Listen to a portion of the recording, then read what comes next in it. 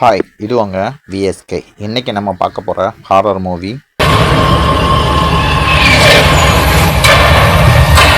இதுதாங்க. நம்ம பட ஹீரோயின் மித்ரா.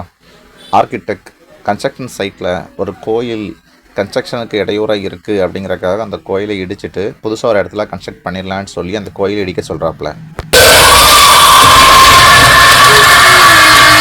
அந்த கோயில் இடிக்கப்பட்டதுக்கப்புறம் மித்ராவுடைய வாழ்க்கையில் அமானுஷமான விஷயங்கள் நிறைய நடக்க தொடங்குது. அவங்க அப்பா மர்மமான முறையில் ஒரு விபத்தில் இறக்குறாப்புல. அந்த சைட்டில் ஒர்க்கர்ஸ் மர்மமான முறையில் தற்கொலை பண்ணிக்கிறாங்க. ஒரு நாள் மித்ரா சைட் விசிட்டை முடிச்சுட்டு ஃப்ரெண்டுக்காக பஸ் ஸ்டாப்பில் வெயிட் பண்ணிக்கிட்டு இருக்காப்புல. அப்போ திடீர்னு ஒரு லேடி அழுகிற மாதிரி ஒரு சத்தம் கேட்கு. யாரா இந்த நேரத்தில் அழுகிறான்னு சொல்லி திரும்பி பார்த்தா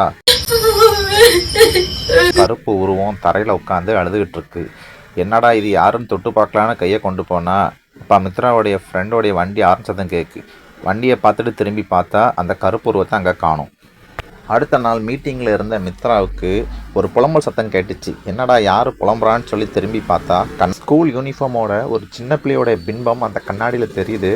மித்ரா பார்த்துட்டு இருக்க சொல்லையே அந்த பின்பம் அப்படி ஏதோ மூச்சு திணற மாதிரி மூச்சு திணறல் ஏற்பட்டு உடம்பு அப்படி அழுகி அப்படி மறைகிற மாதிரி அந்த பின்பம் மறைஞ்சிச்சு. சரியா தூங்காதது, அதனால நமக்கு இப்படி உருவங்கள் தெரியுது, இதெல்லாம் கனவு தான் நினைச்சிட்டு இருந்த மித்ராவுக்கு அன்னைக்கு இரவே ஒரு அமானுஷம் அவங்க வீட்லேயும் காத்திருந்துச்சு. அன்னைக்கு நைட்டு மித்ராவுடைய வீட்டில் கரண்ட்டு போயிடுது. கரண்ட் போனதுக்கப்புறம் அதே மாதிரி ஒரு அழுகுரல், ஒரு பெண்ணினுடைய அழுகுரல் கேட்குது.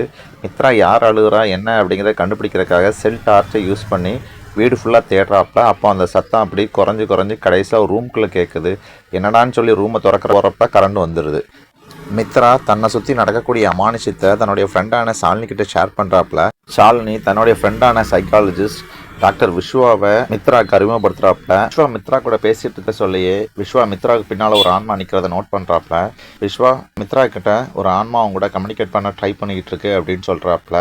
பேய் ஆன்மாக்கள் மேலே நம்பிக்கை இல்லாத மித்ராவுக்கு நம்பிக்கை வர வைக்க விஸ்வா மித்ராவுடைய கையை பிடிக்காப்புல. அப்போ மித்ராவுக்கு அவங்க அப்பாவோட ஆன்மாவோட ஒரு பெண்ணுடைய ஆன்மாவும் கண்ணுக்கு தெரிய வருது. அப்பாவோட ஆன்மாவோட பெண் ஆன்மாவை பார்த்த மித்ரா அப்பா மரணத்தில் ஏதோ மர்மம் இருக்குன்னு தெரிஞ்சுக்கிட்டு முத ஆன்மாவை சைட்டில் தான் பார்த்தோம், அதனால் அந்த சைட்டில் ஏதோ ப்ராப்ளம் இருக்குன்னு சொல்லி அந்த சைட்டை பற்றி விசாரிக்க ஆரம்பிக்கிறாப்புல.